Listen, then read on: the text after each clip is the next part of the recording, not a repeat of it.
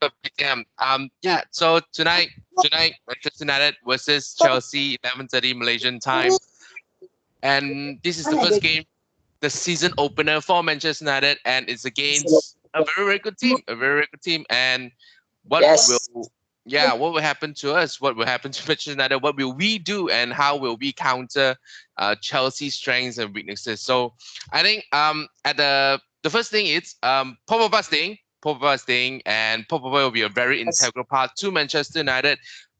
For good That's or for bad. You see, the thing is with Pogba, it's we are going to rely on him. So if he down tools, we are gone. That's all.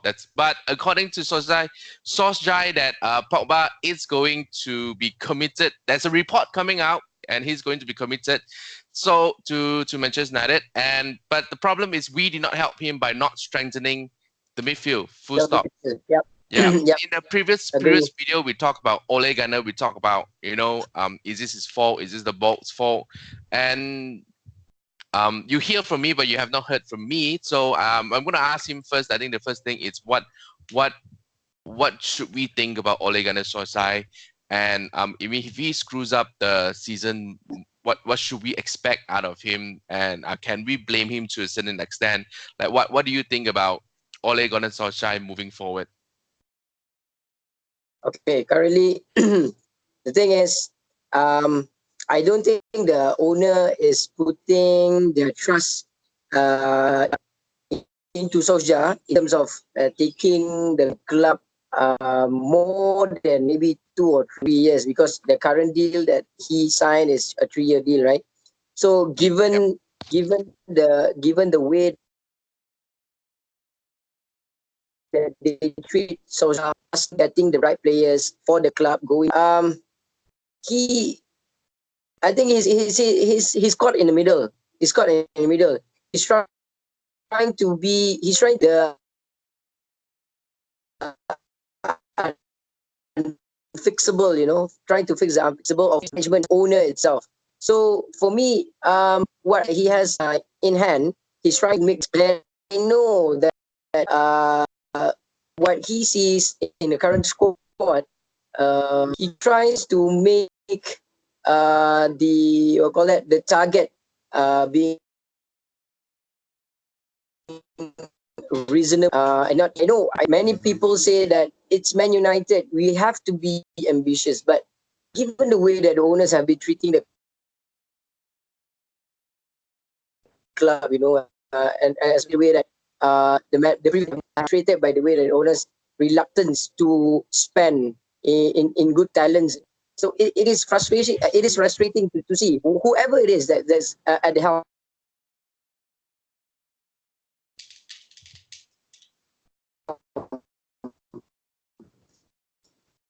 So for me, trying to, and he has the full backing of Paul Pogba, of which, like you said, he's an integral. The rest of the squad needs to really step up.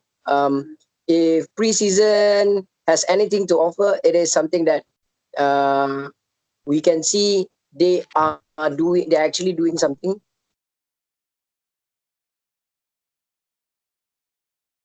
Yeah. Okay. You're breaking out, and I'm gonna jump in. So yeah. Try One thing. to one. Okay, you're jumping out. Okay. Very quickly, I just take Okay. over because yeah, you got. Oh, there's a nice shops behind you. So I'm gonna say that when it comes to Ole Gunnar Solskjaer, it's not his fault. Like you say, the board is just not interested to invest heavily into the team, and whoever Yes. money manager that comes in is going to have that problem. We are going to have the same problem over and over again, and it has been even since Alex Ferguson time that there's no heavy investment, and he has to come out. Alex Ferguson has to come out and say there's no value in the market, and it has happened to Ole Gunnar Solskjaer again. So again, I think we can very well. Everything is on Glazers now. Okay, what can we do? A lot of fans that I've seen on social media say that we cannot do anything as fans. I mean, we can make a few noise here and there. We can make a lot of noise, and it can be heard. And when the noise is heard, you see players like Harry Maguire do come in. So we have to keep up the pressure on the Glazers as fans. If need to, there are people that's going to fly planes above Old Trafford, with banners, and some people will be leaving, like, let's say 70, 80 minutes, out of the stadium to show protest. And this should be done, and this can be done. Which I say is very, very important to actually keep our team moving forward. But I say this is not Ole Gunnar Solskjaer's fault. But if his team selection is Mata and Matic, then is it Ole Gunnar Solskjaer's fault? If he continues to keep using Mata, if he continues to keep using Matic, and even if Young is brought in instead of let's say Dalot ahead of Luke Shaw, I mean, let's say he bring in Young ahead of Dalot, are we gonna blame him? So yeah, what do you think? Like, if he continues to use experienced player, because there seems to be a love with experienced player. If he continues to use experienced players, how much of the claim can we accord to Ole Gunnar Solskjaer? Back to you. Okay. Like he's trying to be reasonable. He tries to make the best out of the current squad, and whatever it is, he's not. You know what? Solskjaer is not the kind of player that that really pressure someone out of the door. You know, he tried because Mata just mentioned same as Ashley Young, and at the same time Matic. So he tries to find the right mixture, try to find the right balance between experience and also youth players. I know that some says that maybe we should try to emulate how Ajax is doing, but the thing is, the Holland League is not as competitive as the English Premier League, you know, and then like what we all can see last season, the 4 finalists for European Cups, you know, for Champions League and also for the Europa League comes from the English Premier. So that's how competitive nowadays. And then with the pressure coming from, number one, from the viewers, from the fans, and also from owners trying to milk whatever dollars that they can get from. So experience wise, we need that. But I'm not going to say that Ole is like Mata is playing. Yeah. If they can't play, they can't play. Full stop. Experience is just not good enough. Yeah.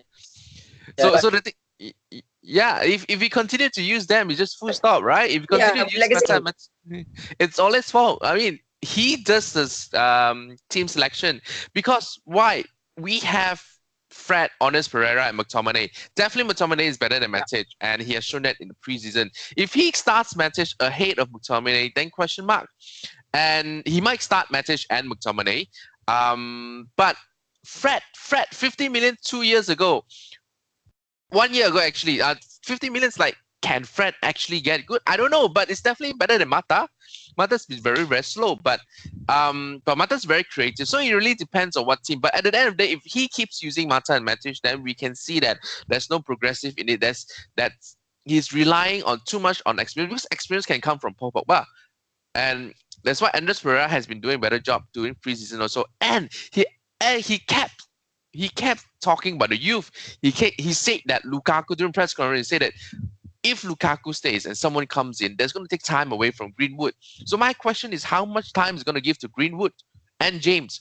And if he give enough time to Greenwood, give enough time to Gomez, because these two has been the brightest spark of the young talents during the preseason, then yes, we cannot accord blame to Ole Gunnar. But if he give time to Young on the right side of the midfield, if he give time to Mata and Matic in the midfield, were too slow for the pressing game, then the blame is on him. And that's why a lot of people say that he'll be gone during Christmas, before Christmas. And I don't want to see that, but they're just talking about facts, about very high possibility, because whatever happens to the team, if we lose, even if the fans likes the football, if we lose, that pressure is going to pile up and they're going to look for a new manager, and this cycle is just going to continue and continue and continue. So Glazer's out, number one, yes, but Ole cannot keep playing Matic, cannot keep playing Mata, because it's evident that they are out. They are not good enough for a pressing game. So with that in mind, let's jump into the team prediction. Okay, so it's no brainer. The defense, definitely De Gea, AWB, Maguire, Lindelof, and Shaw. So there's no argument there. Let's go straight to the midfield, right? Pogba, no argument. But who do you think, this is not our team, but who do you think Ole Gunnar is going to put into the first game against Chelsea in midfield alongside Paul Pogba? Heavily with heavy heart, I'm going to say that he's Mata going to Matic. put Matic there. So Look, I have faith. I have faith that McTominay is going to come in I replacement know for it's like Matic. uh, Mm. Yeah, but yeah, I have faith that Pereira and McTominay is going to play a bigger role this season because Pereira is not here, and I have faith that McTominay and Pereira can actually step up to the plate. Not as good as all the other top six midfield, but at least they will do a decent job in midfield alongside Paul Pogba, who can weave magic okay. in a moment. So that means okay. So that means you are I'm going for predicting McTominay, Pogba, Pereira, McTominay. You're and going for Pereira. McTominay and Pereira. Okay, Mm. it'll be like For you, you breaking off. McTominay, Matic, and Pogba is going. They are going to start. Okay, yeah. That's a possibility. He might push McTominay up higher, playing the box-to-box role, and Yep. Pogba higher, and also Matic to start in the CDM role. But God bless us if that happens.